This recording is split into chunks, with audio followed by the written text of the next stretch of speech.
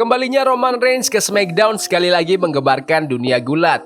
Roman Reigns bukan cuma sekedar bintang, Roman Reigns itu fenomena yang secara konsisten jadi pusat alur cerita WWE yang paling menarik selama beberapa tahun terakhir. Tapi, kekuatan yang besar itu membawa tanggung jawab yang besar juga.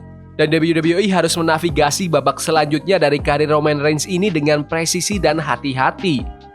Kembalinya telah menyiapkan panggung untuk salah satu alur cerita yang paling menarik dalam sejarah WWE. Tetapi juga disertai resiko yang signifikan. Sebelum kita lanjut, aku pengen kalian like dan share video ini ke teman-teman kalian yang suka WWE. Dan jangan lupa subscribe soalnya channel ini upload video setiap hari. Let's go! Keputusan WWE buat hadirkan kembali Roman Reigns di akhir SmackDown minggu kemarin itu langkah yang sangat tepat. Ini bukan cuma tentang unsur kejutan, ini tuh tentang menciptakan momen yang dibicarakan para fans selama berminggu-minggu. Waktu yang tepat memungkinkan dampak yang maksimal, memastikan kehebohannya akan berlanjut hingga minggu-minggu berikutnya. Tapi, kecemerlangan yang sesungguhnya terletak pada apa yang terjadi setelah kembalinya Roman Reigns. Roman Reigns gak cuma muncul, Roman Reigns ngebuat pernyataan dengan segera menyerang Solo Sikoa dan menghancurkan The Bloodline 2.0. Roman Reigns tunjukkan kalau Roman kembali dengan penuh dendam. Ini bukan cuma tentang rebut kembali gelarnya sebagai sang tribal chief, sang kepala suku, ini tentang rebut kembali warisannya.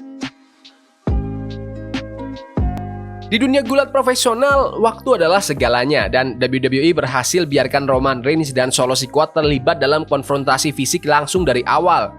Waktu The Rock kembali awal tahun ini, kurangnya adu fisik selama berhadapan dengan Roman Reigns itu timbulkan banyak perbincangan, tetapi juga membuat para fans menginginkan lebih. WWE dengan bijak hindari kesalahan yang sama di sini, dengan membiarkan Roman Reigns dan Solo Sikoa langsung ke inti permasalahan. Mereka hindari ketegangan yang gak perlu dan kasih hasil yang memuaskan.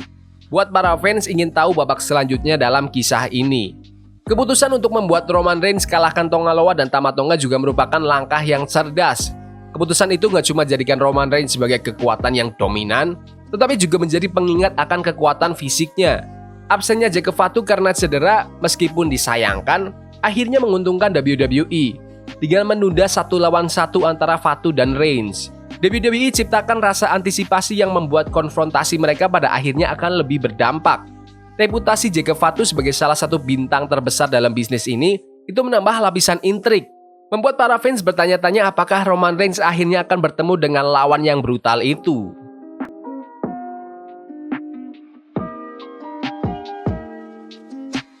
Meski sangat menarik menyaksikan Roman Reigns mengalahkan The Bloodline dengan mudah, WWE perlu berhati-hati jika akan mengubah Roman menjadi kekuatan yang tak terhentikan.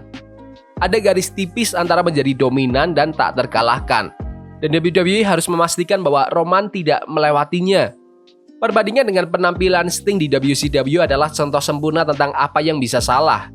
Kekebalan Sting berhasil untuk sementara waktu, tetapi akhirnya para fans bosan melihat Sting kalahkan seluruh NWO sendirian. Jadi repetitif, dan waktu tim kreatif kehabisan ide, daya tarik karakter Sting udah hilang. Untuk menghindari jebakan ini, WWE harus mempertimbangkan untuk memperkenalkan tantangan baru bagi Roman Reigns. Jake Fatu bisa menjadi pilihan yang jelas, mengingat ketangguhan dan fisiknya. Tapi WWE juga bisa datangkan bintang lain yang bisa saingi Roman.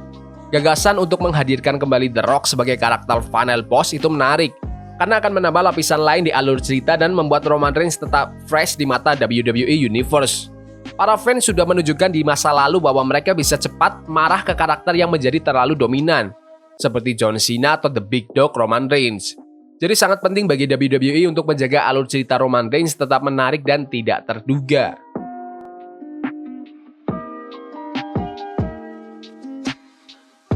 Salah satu aspek paling menarik dari karakter Roman Reigns adalah hubungannya dengan keluarganya. Alur cerita The Bloodline telah menjadi arti dari kata sinema dalam penceritaan jangka panjang. Dan WWE harus terus mainkan permainan jangka panjang, waktu mereka perlahan-lahan menyelaraskan kembali Roman Reigns dengan The Usos dan Paul Heyman. Kuncinya adalah kesabaran. Para fans telah berinvestasi pada karakter-karakter ini selama bertahun-tahun, dan cepat-cepat untuk reuni akan merusak semua hasil yang sudah dilakukan untuk membangun cerita ini. Ide untuk menyatukan semua orang melalui Survivor Series War Games adalah prospek yang menarik.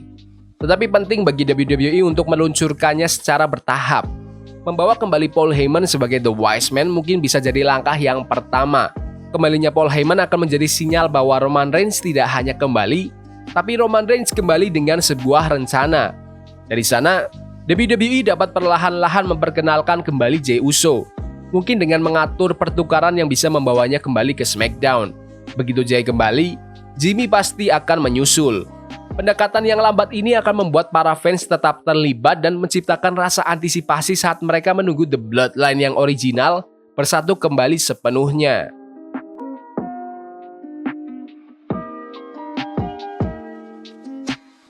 Trilogi Cody Rhodes versus Roman Reigns adalah pertandingan yang sangat dinantikan para fans.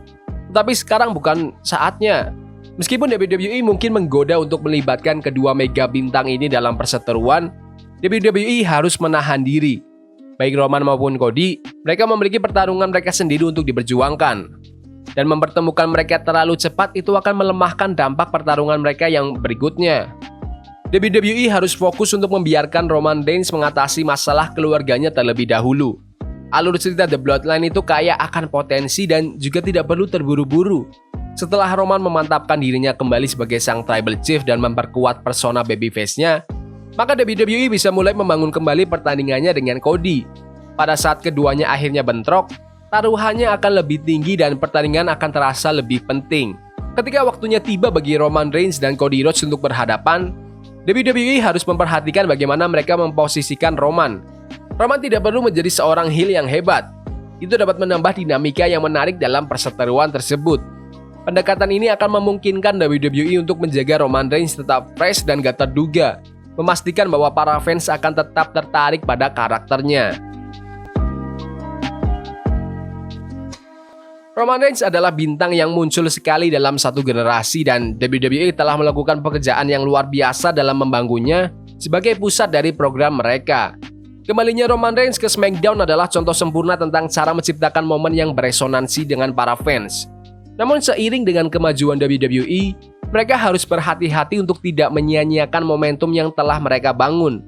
Langkah selanjutnya dalam perjalanan Roman Reigns itu sangat penting, dan WWE harus mencapai keseimbangan yang tepat antara menjadikannya kekuatan yang dominan dan menjaga karakternya tetap relevan dan menarik. Jika mereka dapat melakukan itu, Roman Reigns akan terus menjadi bintang terbesar di WWE selama bertahun-tahun yang akan datang. Menurut kalian gimana? Kalau kalian jadi Triple H, gimana kalian bakal ngatur alur cerita Roman Reigns ke depannya? Komen di kolom komentar. Ya udah gitu aja video hari ini. Jangan lupa like dan subscribe ke channel ini karena aku pengen 6.000 subscriber di bulan ini. Tolong bantu. Yes boy, see you.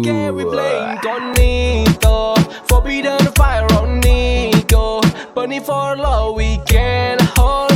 I wish we were